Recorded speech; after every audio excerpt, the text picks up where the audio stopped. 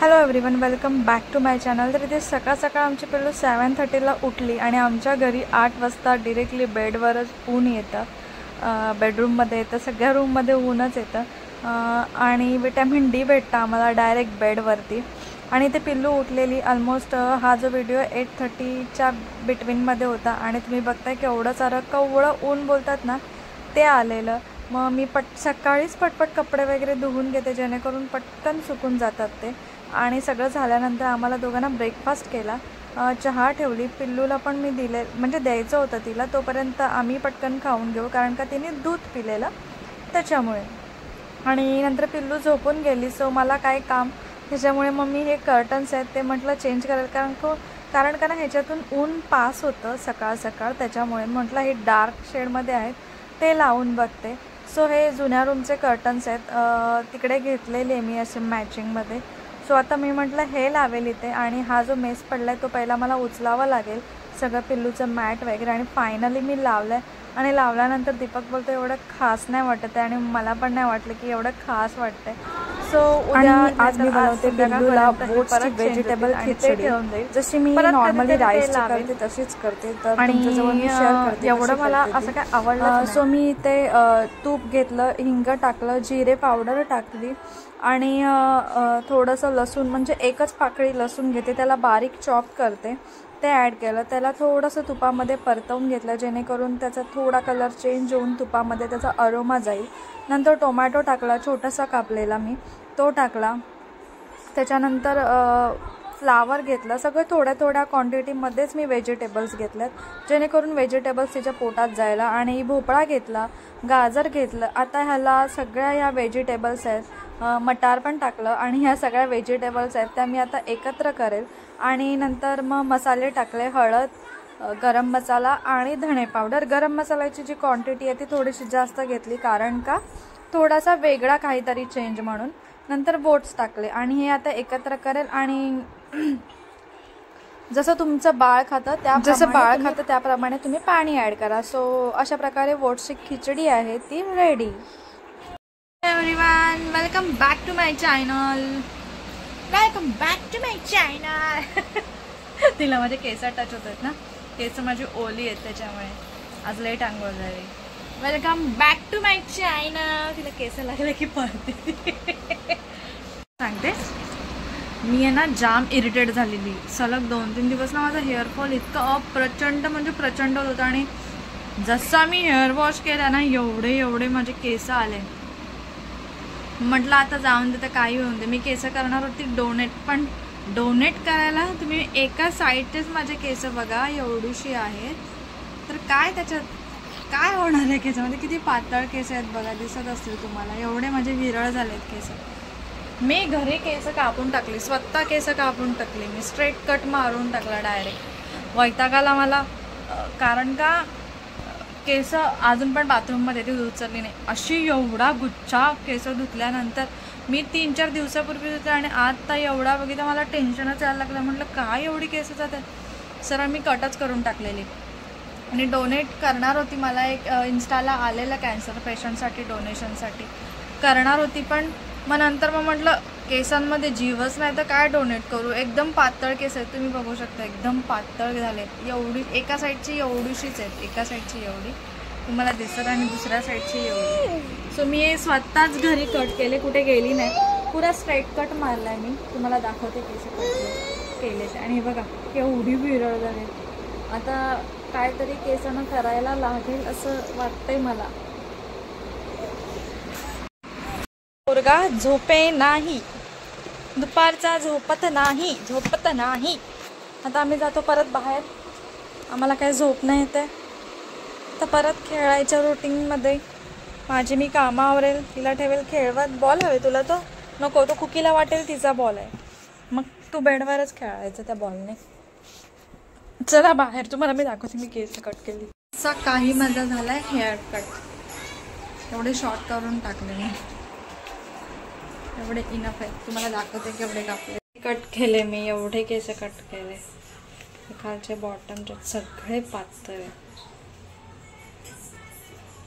आता एवढेच राहिले, तुम्हाला दिसतच असेल किती पातळ झालेत केस, खूपच खूप म्हणजे खूपच विरळ झालेत. काय माहिती का केअरच करताच येत नाही. आता मला टाईमच नाही भेटत, त्याच्यामुळे कटच करून टाकली. स्वतःही केसांना सुकवून देते. नॅचरली ड्रायर आहे पण डॅन्ड्रफ होतो ड्रायरनी पण, सारखं ते गरम हीट येते ना त्याच्यामुळे.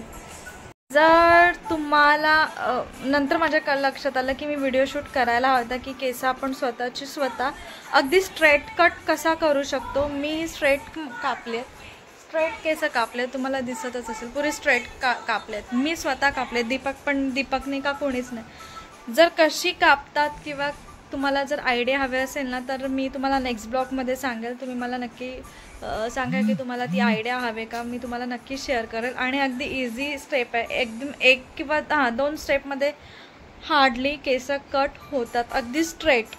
तर मला तुम्ही कमेंट करून सांगा जर तुम्हाला पण तुमची स्वतःची केस कापायची असतील तर मी तुम्हाला ट्रिक सांगून देईल कशी. ती इवन लेअर कटची पण माझ्याकडे ट्रिक आहे की स्वतःचा लेअर कट कसा मारू शकतात. मी ना तोच मारणार होती पण मी नाही केला. मी म्हटलं जाऊन दे, लेअर कटनी परत तुकडे केस होणार, त्याच्यामुळे स्ट्रेट कटच मारते. ॲटलिस्ट मोकळे सोडले किंवा पोनी बांधला ना तरी जरा हेवी वाटेल. आणि लेअर कट मारला ना की कसं होतं ते बघा, देखले कशी वाकून घेते. खूप म्हणजे खूप मस्ती करायला लागले आता. तो टॉय कालचा आहे तो अजून ती मिरवते. तर तुम्ही मला नक्की सांगा की तुम्हाला हवे का तसं, तर मी तुम्हाला शेअर करेन नक्की की कसा लेअर कट करतात ते. आणि हे बघा आमचं कुठं चाललं, उगाच कुठं मॅट उचलून घेते पटकन करते. ही ना इकडे घे, कुठे घे. ही ना मी मॅट घेतली आहे, काहीतरी मला 800 समथिंगला पडली ही. जवळून तुम्ही बघा कशी. आणि माझ्याकडे आधी होती ना ती तुम्ही व्हिडिओजमध्ये बघितली असेल, भरपूर जणांना मी लिंक पण शेअर केली. आता मी तुम्हाला दोघांमधला डिफरन्स सांगते काय आहे. ही जी मॅट आहे ना ही ना स्लिप करत नाही. आपण लादीवर वगैरे टाकली ना की स्लिप करत नाही, ती स्लिप करायची. का स्लिप करत नाही, कारण का ह्याच्यावरती तुम्हाला दिसतं असं हे आहे दोन्ही साईडला आहे, त्याच्यामुळे ना ही स्लिप करत नाही. आणि आमच्या कुकीने पाळली. आणि नॉर्मली ना स्पंज आहे, म्हणजे तुम्हाला ह्याच्यावर कट बसला ना की गेली मॅट. तुम्हाला इथे दिसतच असेल कुकीने आमच्या फाडलेली. तुम्हाला ह्याच्यावर ना कळतच असेल की आतमध्ये काय आहे. हे आमच्या कुकीचे नेल्स लागलेत फाटली. ही मॅट मोठी आहे आणि साईजला पण हाईटला पण थिकनेसला पण आहे बऱ्यापैकी, पण ठीक आहे, एवढं पण काय हे नाही आहे, बेटर आहे, आधीपेक्षा ही बेटर आहे. आणि जी हिच्यासाठी मुलांसाठी आहे ना ही मॅट सेफ्टीसाठी चांगली आहे. पण मुलांना आहे ना, छोट्या मुलांना असे भरपूर सारे चित्र कलरफुल डार्क कलर शेड असतात ना ते बघायला आवडतं. आणि ह्याच्यावर बघा असे लाईट कलर आहे, सगळं लाईट आहे. तुम्हाला दाखवते आतमध्ये पण, हे बघा सगळं असं लाईट आहे. त्याच्यामुळे जेवढा तिला आधीच्या मॅटमध्ये इंटरेस्ट होता ना तेवढा तिला ह्या मॅटमध्ये नाही आहे. ती जर मॅट टाकली ना मी की ती मॅटवर खेळते वगैरे. आणि ह्याच्यामध्ये पण येतात कलर, डार्क कलरमध्ये मे बी नाही आहेत, मी बघितले सगळे असे लाईट कलरमध्ये. सो ती जी पहिली होती ना ती डार्क शेडमध्ये होती, त्याच्यामुळे ते कलर हायलाईट लगेच होता डार्क कलर. त्याच्यामुळे त्या मॅटवरती अगदी मस्त खेळायची, एकटी खेळायची. तिला मॅटवर सोडले की ते मॅटवर खेळायचं. पण ह्या मॅटवर ना ती एवढी नाही खेळत, म्हणजे खेळते पण अशी एवढी नाही, ती स्वतःसोबतच खेळत बसते. त्याच्यावरनं ते चित्र दिसतात, भरपूर सारे चित्र, अल्फाबेट्स किंवा असं भरपूर काय होतं रंगीत. त्याच्यामुळे ती त्या मॅटवर खेळायची. पण बघायला गेलं ना सेफ्टीसाठी किंवा असं ह्याच्यासाठी तर ही जी मॅट आहे ना मी आत्ता घेतली आहे रिसेंटली ती चांगली आहे. ती फक्त कलरसाठी चांगली आहे बस, बाकी काय नाही. ती एवढी खास नाही आहे. ही पण वॉशेबल आहे, ती पण वॉशेबल आहे.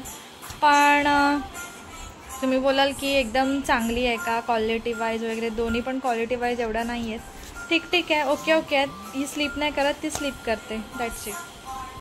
आमच्या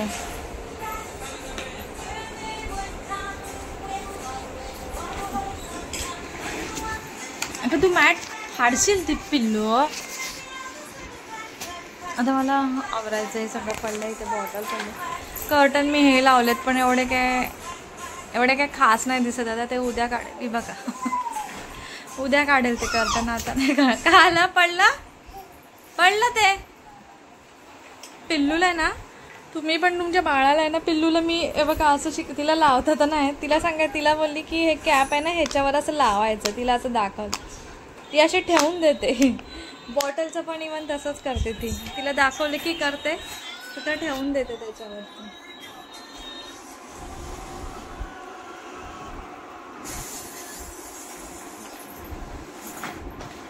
घालवलीस तिला आतमध्ये, तिला पॅक करायचे. बाजूला हो.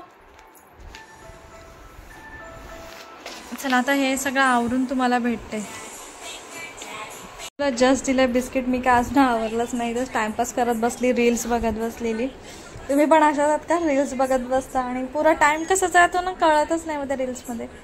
पिल्लूला परवाच्या दिवशी, आणि हा सेकंड बिस्किट आहे, तिला क्रॅकजॅक दिलंय मी खास तिच्यासाठी. चांगलं असं अधूनमधून जराशी वेगळी टेस्ट म्हणून, नाही तर तिला मी डाईट बिस्किटच देते. सो मी हा क्रॅकजॅक आणलाय तिला, असंच जरासं डिफरंट चेंज म्हणून. 7 वाजता पोरगा अजून झोपलं नाहीये. हे बघा चाललंय खेळणं. माझं फक्त कचरा झाला, लादी पुसलं, किचन तसंच आहे. हिला थोडंसं दूध बिस्किट भरवलं आणि खेळते आता अंगावरती असेच. आता तिला झोपायचा प्रयत्न करेल आणि मी चहा घेईल. बाल्कनी पण धुवायची आहे कारण का खूप सारी डस्ट येते ते.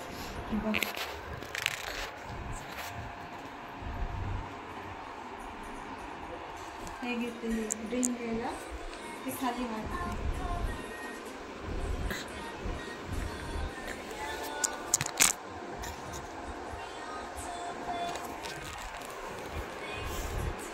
येडू.